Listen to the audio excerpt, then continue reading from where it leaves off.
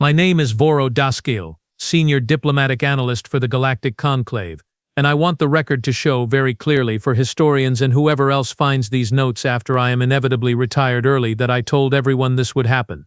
Nobody listened, of course.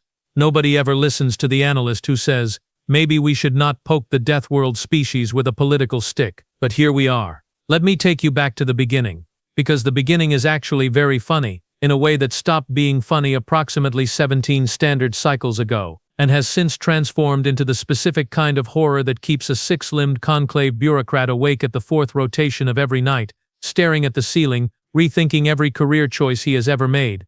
It started with the humans applying for a seat on the Galactic Conclave Security Board. Now, to understand why the entire chamber erupted in laughter, you have to understand what the Security Board is. It is the oldest governing body in known space. It is where the five elder races, the Vithori, the Qualian, the Drasek Hegemony, the Orin Collective, and my own people, the Kalundi, decide who gets military protection, who gets sanctioned, and who gets quietly told that their solar system has been rezoned as a hazardous wilderness preserve. Humans had been a spacefaring species for roughly 40 of their years. 40. The Vithori have been running interstellar fleets for 9,000 years. The Qualian invented the faster-than-light beacon that every ship in the galaxy uses. My people, the Kalundi, have held our security board seat for over 3,000 years, and we consider ourselves the newcomers. So when the human representative, a short female with reddish hair pulled tight against her skull and eyes the color of deep ocean water, walked into the security board chamber and placed her species' formal application on the primary dais, the laughter was, I will admit, immediate. Not polite suppressed laughter. Not diplomatic throat-clearing. Full, open, undisguised laughter. The Vithori elder San Velura actually had to grip his ceremonial seat to stop himself from falling sideways. The Qualian delegation clicked their mandibles together in the rapid-fire pattern that translates, roughly, to, "This is the funniest thing I have experienced in my 3-century lifespan." The human representative stood there. She did not flinch. She did not blush. She did not even blink particularly fast.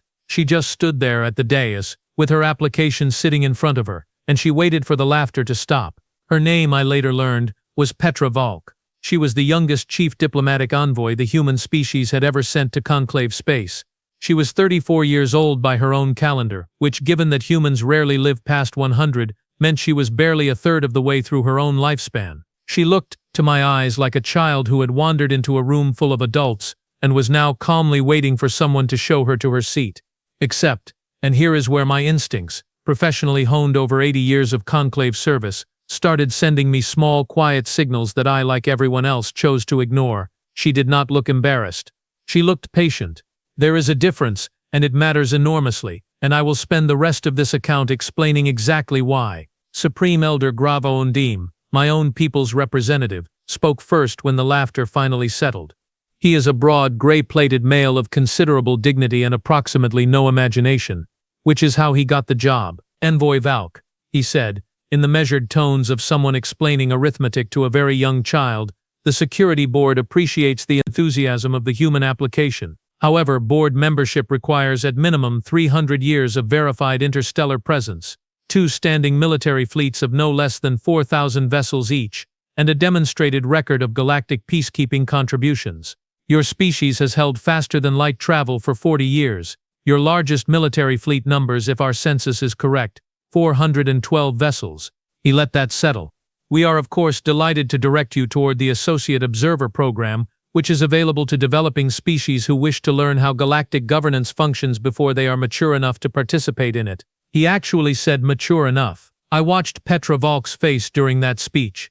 I was watching closely, because something about her stillness had caught my attention. The way she stood, the way her weight was distributed, easy, centered, the way someone stands when they are not surprised by anything being said to them, because they already knew what was going to be said, and they came anyway. She smiled when Greyra finished. Not a nervous smile, not a placating smile. The kind of smile you see on someone who has just watched the opposing player move exactly the piece they needed them to move. Supreme Elder, she said. The human government thanks the board for its thorough explanation of membership requirements. We are aware that we do not currently meet the traditional criteria.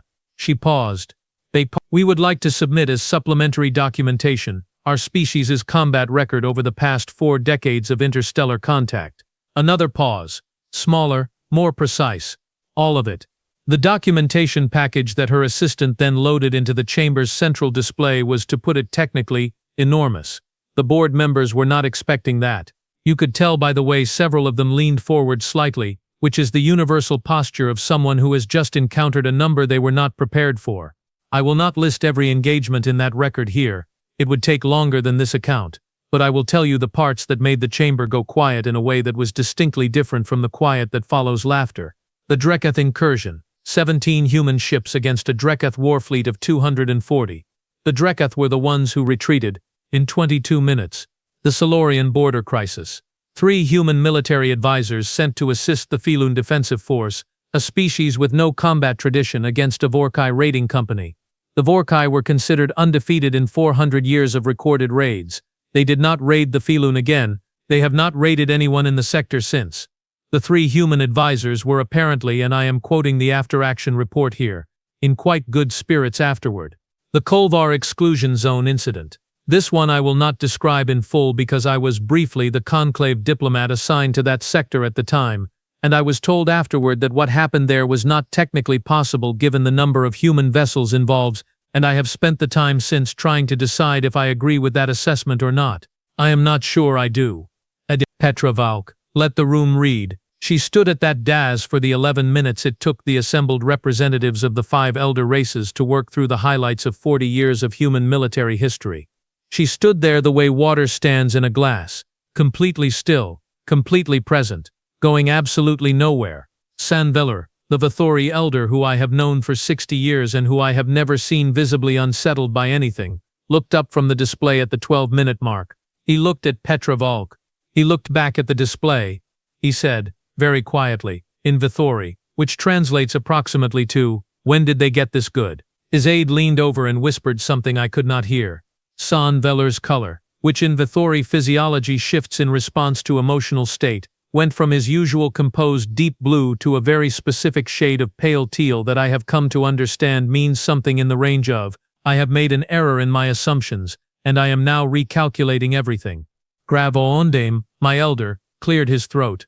"Envoy Valk," he said, and his voice had changed, still measured, still dignified, but the arithmetic to a child cadence was gone. "The board will take this documentation under formal advisement." Petra Valk nodded. "Of course," she said, "we are patient." She said it pleasantly. She said it the way you say thank you or have a good evening. But I was watching her eyes when she said it, and I am telling you, whatever patience means to most species, and I have studied 47 of them, it does not mean what it means to a human. A human being patient is not a human being calm. A human being patient is a human being waiting. Anul they are waiting. Commander Valari Seville, and humans, I was beginning to understand, are extraordinarily good at waiting. They had been here 40 years. They had spent those 40 years fighting everything that came at them, winning in ways that the mathematics said they should not win, and then showing up to the most powerful governing body in the galaxy with a folder full of evidence and a smile on their face. They were not asking for membership because they thought they deserved it. They were asking because they wanted to see what we would say. I closed my observation notes at the end of that session and I wrote, in the margin in my own hand, "We are in trouble." I then crossed it out, and wrote, "We have been in trouble. We just did not know it yet." The chamber adjourned. The human delegation filed out. Petra Valk did not look back at the board as she left. She did not need to. The game had already changed. We just had not been told the rules yet. The closed-door session began at the 7th rotation of that same cycle. And I want you to understand something about closed-door sessions in the Galactic Conclave Security Board. Nothing that happens inside them is actually secret. 17 analysts from 5 different species sit in the observation gallery. Everything is transcribed, everything is filed, everything is archived in a database that, technically, 43 different categories of conclave personnel have access to. The doors are closed in the same way that a curtain is closed, which is to say it creates the impression of privacy without any of the actual substance of it. I mention this because it matters later. Grau Ondim opened the session by doing what Grau Ondim always does when he is uncertain about something, which is to talk at considerable length about things everyone already knows, in the hope that the act of saying them out loud will produce a conclusion he does not actually have yet. "The human combat record," he began, "is, while impressive in certain narrow engagements, not necessarily indicative of sustained strategic capacity. A species that has been spacefaring for 40 years cannot have developed the institutional depth required for security board participation. The Dreketh engagement, for example, may reflect tactical creativity rather than genuine military sophistication. He looked around the table. The Vithori elder, San Velor, said nothing. The Qualian lead representative, a compact and ancient female named Issel Tor, who I have met perhaps twice, and who gives the impression of someone who has already had every possible conversation, and is now simply waiting for others to catch up, was reading something on her personal panel and did not look up. The Drasek representative, a young male named Kuth Pavrin, who was new to the board and therefore still operating under the misapprehension that meetings like this produce real decisions, leaned forward. The Vorkai have not raided in that sector in 11 years, he said. Correct, said Grado. The Vorkai have been raiding continuously for 4 centuries. Also correct. 3 humans stopped them. Grago opened his mouth, closed it, opened it again. The mouth must to the voice below Trake Betwanja talk. 3 human military advisors assisted a Faluan defensive force of considerable size, he said carefully. Kuth Pavren looked at him for a long moment. I have read the after-action report, Kuth said. The Faluan defensive force hid in a bunker, with the door sealed, while the 3 humans handled it. A silence settled over the table that had a specific texture to it. The texture of a room full of very intelligent people who have all arrived at the same conclusion and are waiting to see who will say it first. Issel Tor of the Qualian looked up from her panel. The application, she said, in the flat, efficient manner of someone who has already made a decision and is now simply informing the room of it, should be reviewed seriously. Grod blinked. The membership criteria clearly state. The membership criteria, said Issel Tor, were written by us, for us, to keep the board composed of species we were comfortable with. They are not laws of physics, they are administrative preferences. Another silence. This one had a different texture, sharper. The humans know this, she continued. That is why they came. They did not come because they believe they will be admitted today. They came to put their file on the table and watch our faces while we read it. They are conducting an assessment. She set her panel down. They are deciding, she said, whether the conclave is worth dealing with diplomatically, or whether they should simply wait until they outgrow us. I wrote 6 words in my observation notes at that moment. She is the only one who sees. What happened next in that meeting is in the formal transcript, recorded as a robust exchange of perspectives resulting in a decision to form a review committee. This is conclave language for, everyone argued, nothing was decided, and we agreed to meet again. But the real thing that happened in that room was invisible to the transcript. San Velor, at the end of the session as the others were filing out, stayed in his seat. He pulled up the human combat record on his personal panel. He sat there alone, reading it again. I watched him from the gallery. He read it the way you read something when you are not looking for information anymore. When you already have the information. When you are reading it a second time because the first time, some part of your mind did not want to accept what the words were saying, and you need to go back and confirm that yes, the words do in fact say what you thought they said. He sat there for a long time. Then he sent a personal communication. To Petra Valk, I know this because, as I mentioned, nothing in the conclave is actually secret, and I am a senior diplomatic analyst, which means I have access to communication logs that most people do not know exist, which is also not a secret technically. It is just not something that gets discussed at social functions. The message said, simply, I would like to meet privately, not as board members, as colleagues. The response came back in 4 minutes. Tomorrow morning. Your preference of location. Bring nothing official. I stared at that exchange for a long time. Then I did something I had not done in 11 years of conclave service. I requested a personal meeting with my own elder Grawa Ondim, outside of normal scheduling. He saw me that afternoon. I laid out what I had observed, the way Petra Valk stood, the way she waited, the Issel Tor assessment, the San Velor message. I told him. The humans are not applying for membership because they need it. They are applying because it is the most efficient way to find out exactly what we are. They are mapping us. They have been watching us since first contact. The application is a test. Graga looked at me the way he always looks at me when I say something he does not want to hear. Voro, he said, I think you are being dramatic. I said, Elder, when did human ships first appear in conclave-monitored space? He frowned. 41 years ago. When did the Dreketh incursion occur? 39 years ago. When did the first human diplomatic mission make contact with a conclave species? 38 years. So, I said, in the first year of their presence in our space, before they had made formal contact with any of us, they encountered a Drekath war fleet, a border patrol. Technically, 240 vessels. Elder. They were 17. They won in 22 minutes, and then they spent the next year watching, quietly, before they ever introduced themselves. Gra was quiet for a moment. What is your point, Voro? Vero, my point, I said, is that they did not win against the Drekath by accident, and they did not wait a full year to make contact by accident, and they did not put that application on the board's DAS yesterday by accident. Everything they have done in 40 years of interstellar presence has been deliberate, measured, patient. I leaned forward. They do not make moves until they know exactly what will happen when they make them. And they applied for security board membership, knowing we would laugh at them, because they wanted to see who would laugh the loudest, and who would stop laughing first, and how long it would take for someone to send them a private meeting request. Grava opened his mouth. San Velour sent that request in under 20 hours, I said. Graga closed his mouth. The Vithori, I continued, have held the security board chair for 600 years. They are the most strategically sophisticated species on the board, and they blinked first. The silence in Grava's office was very complete. What? He said finally. Do you suggest we do? Stop treating this like an administrative question about membership criteria, I said. Start treating it like what it actually is, which is a first contact situation. Except the contact happened 40 years ago and we spent all 40 of those years not realizing it. The meeting between San Veller and Petra Valk happened the following morning at a neutral location, a small dining establishment in the Conclave's civilian quarter that San frequented and which, by no coincidence I am certain, Petra's team had already visited twice in the preceding week.